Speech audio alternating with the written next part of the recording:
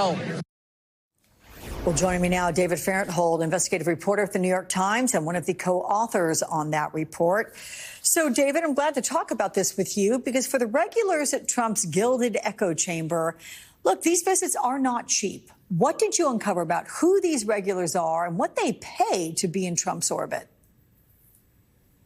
Well, so we looked at this to try to sort of discover who's around Trump. What matters with Donald Trump, as we learned in his first White House stint, is not really what he believes, because there's only a few things he really cares about, but what the people around him believe and want to do. So these are the people that are going to be coming with him into the White House if he wins again. So we looked at people who frequented Mar-a-Lago and also people who held big events at Mar-a-Lago, basically putting money in Trump's pocket while they were at his club. And what we saw, as you said, was that it's a huge shift from before he was president or even during his presidency. What's there are these very extreme far-right groups, people who believe that January 6th was a hoax, that the 2020 election was stolen, that Democrats are pedophiles control the world. All these things that seem so far outside the mainstream are very mainstream there.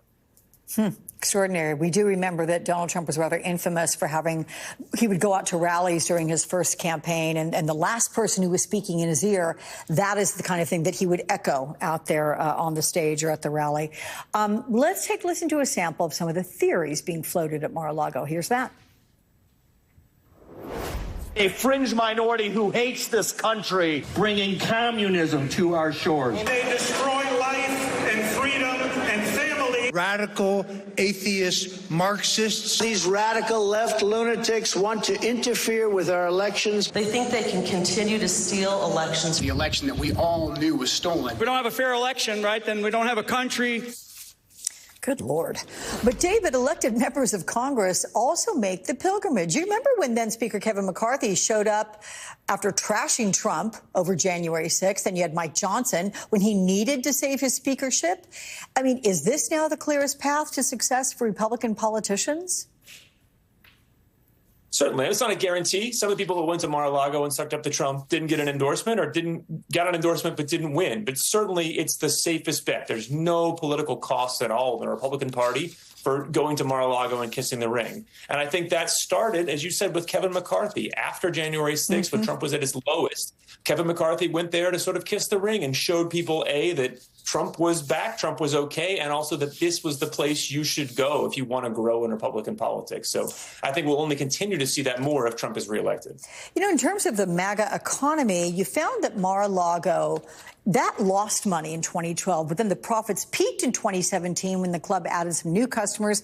That includes the U.S. government, which paid for bedrooms used by Secret Service agents, and the liquor drunk by Mr. Trump's aides. You show this $1,000 tab billed to a State Department account. What more can you tell us about the money that is funding this major Trump revenue stream? And does this funding go into his campaign? Does it go to his wallet? I'll answer the second question first. It all goes to his wallet. Donald Trump owns Mar-a-Lago. There's no loans on it. There's no other investors. The money that goes there is his money. And as you said, its profits they went down during his presidency when he started to lose some of his old clients. Remember, a lot of the people that were the groups that were renting out the ballrooms there, which is a big chunk of its revenue, were just sort of apolitical society galas, the Red Cross, Salvation Army, hospitals. They all started to depart in 2017 after Trump's infamous comments about the riot in Charlottesville, Virginia, that they were very fine people on both sides. After that, the apolitical customers started to fall away, and there were a couple of down years there. But then after Trump left office, their place was taken by all these either political campaigns or politically aligned nonprofits, groups that are full of Trump's alumni of his administration, people who want to be in his next administration, people who go there to suck up to him, to be seen with him, and to sort of join in this political, as you said, a political bubble. So the club now made $22 million in profits at last count. It's Trump's most profitable club by far, and people are joining all the time. So it's a business success. He's taken it from that failure caused by his politics now into a really raging political or business success, also fueled by his politics. Is there a tangible way to figure out what this money can buy? People who invest at Mar-a-Lago, if you will? Well, I mean, what you see now is that it buys immediately Trump's presence. He'll be there at your event. He'll show up at your event. He'll accept your award. He'll give you an endorsement. That's what he can offer now is his presence, and it's very valuable. So he does offer that. And we have to assume that if Trump is reelected, that will be a way to buy Trump's presence as president and possibly more. Remember, Trump doesn't have the Trump Hotel in Washington, D.C. anymore. That was the place where if you wanted to suck up to Donald Trump while he was president, you went there. It's gone Absolutely. now.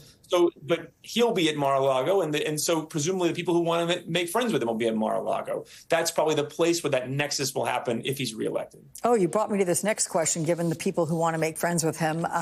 You wrote that Trump transformed the place into kind of a White House in exile. And this week, Hungary's Prime Minister Viktor Orban shared an image from his visit to Mar-a-Lago after visiting with President Xi and Putin in recent weeks on a self-described peace mission.